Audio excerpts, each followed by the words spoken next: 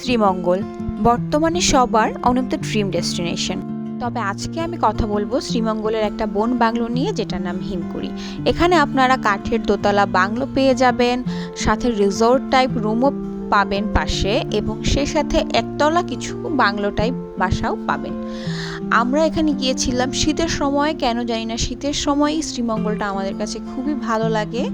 একদম ধোয়া ধোয়া কুয়াশা থাকে।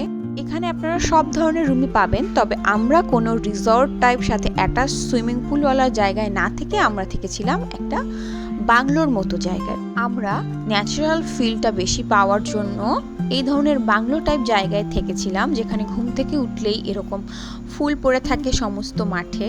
এখানে শিউলি তলাও আছে, যেখানে একদম শিউলি ফুলে সাদা হয়ে গেছে, আমার ভিডিওতে নিতে মনে নেই। সেই সাথে আছে এরকম ছোট ছোট শাপলা যুক্ত পুকুর। প্রত্যেকটা রুমের সামনে এরকম ছোট ছোট পুকুর আছে, তার সাইডে টেবিল আছে গল্প করার জন্য এবং রাতে আড্ডা মারার জন্য। সেই সাথে আপনারা যদি রিসোর্টের মতো রুমে থাকতে চান, সে ধরনের রুমও আছে। এবং এর সামনেই আছে পাহাড়ি টিলা, চা বাগান। আর সবচেয়ে বেশি যে কারণে আমরা ছিলাম সেটা হচ্ছে এই ঝিরিটা। এই ঝিরিটা আপনার রুমের জানলা দিয়ে দেখা যায় এবং এত সুন্দর। আমরা সকালবেলা এখানে ব্রাশ করতে করতে গল্প করতে করতে এখানেই বেশ ম্যাক্সিমাম টাইমটা কাটিয়েছি। এবং এই ঝিরির শব্দটা এত সুন্দর শোনা যায় রাতের বেলা, একটা ঝর্ণার মতো শব্দ, তার মধ্যে ঘুমাবো। সেই সাথে এই ধরনের অনেক অ্যাক্টিভিটিস আছে রাতের বেলা। এখানে এরকম ব্যাডমিন্টন খেলা যায়, আরও অনেক ধরনের স্পোর্টস আইটেম আছে। তবে আমরা এটার পিছনে কখন যে আমাদের 2 ঘন্টা 2.5 ঘন্টা চলে গেছে আমরা বুঝতেও পারিনি। আর আমরা ছিলাম হচ্ছে এই বাংলোটা, যেটা অনেকটা আগের একটা মডেল এবং অনেক সুন্দর।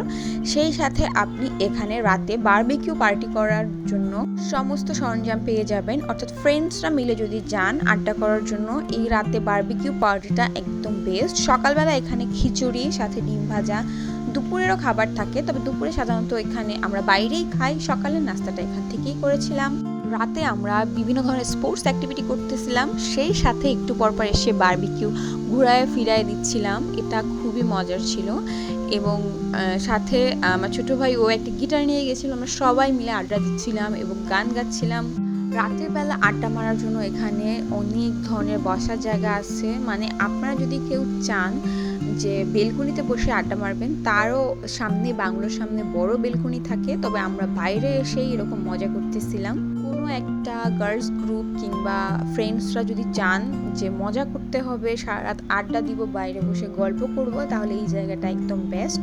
আর সিকিউরিটির কথা যদি বলেন, এখানে একদম পিন পতন নীরবতা, মানে কোনো শব্দই নাই রাতের বেলা। এবং আমরা যে গেছিলাম আমরা যথেষ্ট সিকিউরিটি পেয়েছি, তবে কখন কি হয় আসলে সেটা তো আসলে বলা যায় না। রাতের বেলা এই জায়গাটা হচ্ছে ঝিরির পাশে, আমরা ঝিরির শব্দ শুনতে শুনতে ডিনার করতেছিলাম। সেই সাথে পুরো বাংলোটা আবার ঘুরতেছিলাম।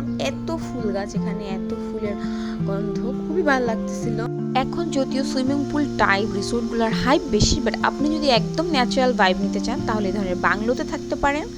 আমার ভিডিওটা এই পর্যন্তই আজকে। আপনাদের সকলকে দেখার জন্য অনেক ধন্যবাদ। Bye bye.